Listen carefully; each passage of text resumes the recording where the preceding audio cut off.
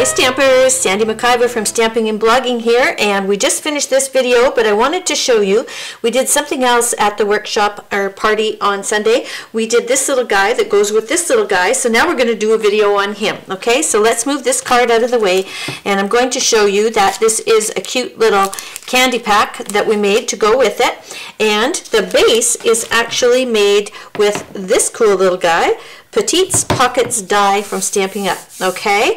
And so we're going to be bringing in the big shot in a minute, but there's a couple things that we need to stamp before we do that.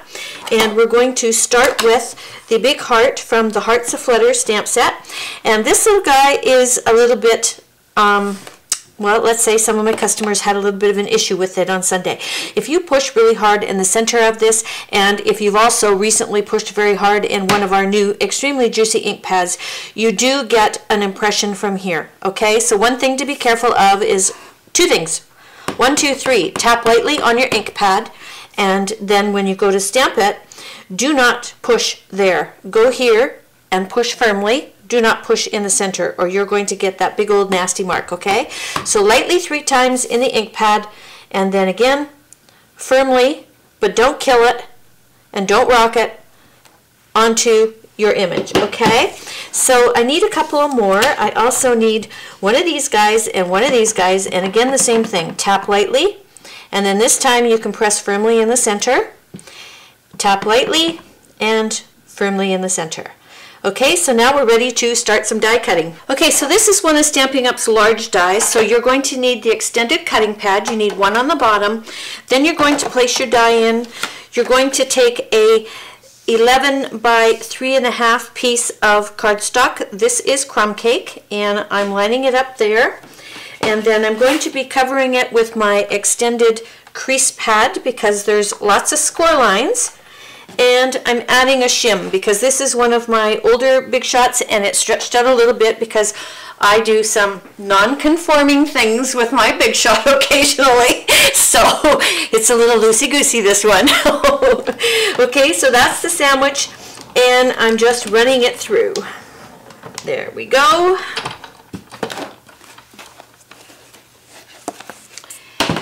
And there's my little guy all cut out.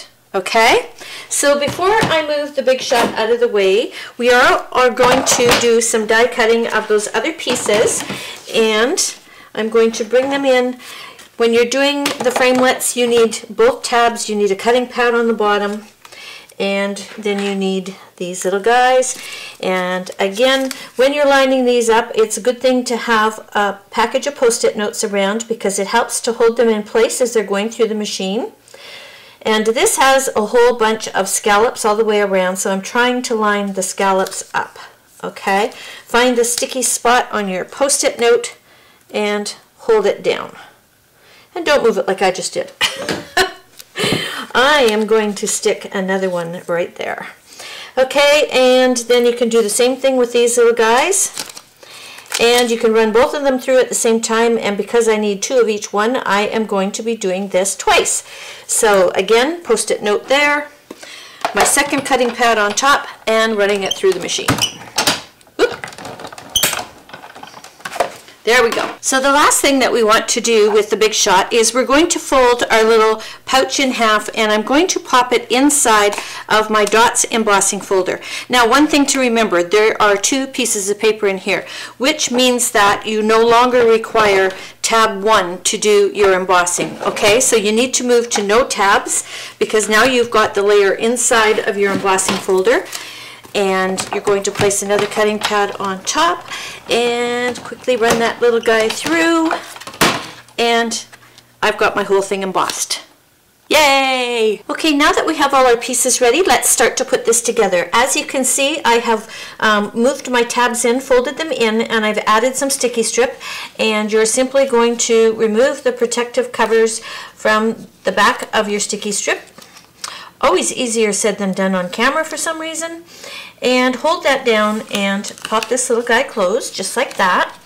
Then I have one of the pretty doilies that is also in the new spring mini catalog, and I'm just going to pop a glue dot on either side and fold it around half of this little guy. And then I have a piece of the Cherry Cobbler Baker's Twine, and I'm going to wrap that around a few times. Well, this is a much longer piece than I originally had, so it's going quite a few times around. And I'm going to tie this off into a pretty little bow, hopefully close to the center. There we go. Pull your tabs in a little bit just so that it's not kind of so gangly, and I'm actually going to move this up just a little bit as well. So next I have my piece that I stamped and then die cut, my first heart. I'm going to lay that there. I've got this one of the smaller guys, and I have a couple of dimensionals on the back of him, and I'm going to pop him right there. You're also going to do the same thing with the second one, and we're going to just do both of those two things.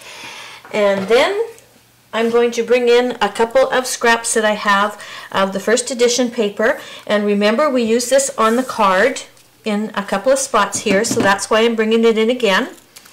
And I'm flag tailing one of these pieces, and I'm going to put a glue dot on either side. And what I like to do is just tuck it right underneath the heart, just like that.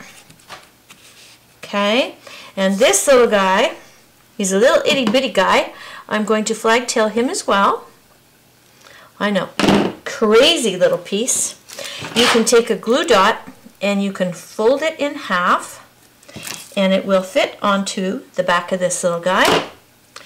And he's going to get tucked just underneath there like that. Then we have a couple of rhinestones that we would like to add. We're going to put one there and one there. All right, so do a little trimming here. Whoop. Can you tell I've got glue on my fingers? Everything's moving away with my fingers. All right, so we've got these little guys. Now, as you can see, there are a couple more pieces. So we're going to bring in one more piece of this Whisper White, and I'm going to be using another stamp set that you can get from the Celebration Mini. This one's called Petite Pockets, and I want to use this little guy right here. And I have my Real Red ink pad, and I'm going to ink them up and stamp them. And the other thing that I want is I'm going into my tiny tags, and I want the little guy that says love. Where is he? He's right here. And I'm going to gently ink him, and without pushing too hard, I'm popping him down the other end. Now let me just get this out of the way. Another item that you can get for free from Celebration is this cool little punch, and guess what? It matches that stamp set that I just showed you. So you can pop them in there, you can line them up, and you can punch them out. And we have this awesome tab punch as well. And guess what? All of the little sentiments inside that tiny tags stamp set fit inside there as well. So now I have the rest of my pieces. I just need to find some more glue dots. And I'm going to pop a little glue dot on the back of this guy, and he's going to get tucked right there like that. Another glue dot on the back of this little guy, and he is going into that little spot right there. Okay, so then the final thing that you're going to do is you're going to take the cello bags, and I'm just going to move these little guys out of the way for a sec, and they come in a package from Stampin' Up. They're 1x8, okay, and there's 50 in this package, so you can make an awful lot of Valentines. Then we have this little bin, and I got these M&Ms at, where did I get them from? Rite Aid. And they're all in Valentine's colors. Okay, so then I just popped them into the little bag and filled it up. Don't worry about trying to get them flat. Everybody was. As more gets added, they flatten themselves out. Okay, you just got to squeeze the little bag open and see how they just all line up. There's nowhere else for them to go because it's such a tight little bag, okay? And then there's a little seal at the top, so you're just going to pull off the protective cover and seal it shut, and then you're going to attach the second little guy that you just made to the top of this, okay? And then he just pops right in there like that. Isn't that a cute gift?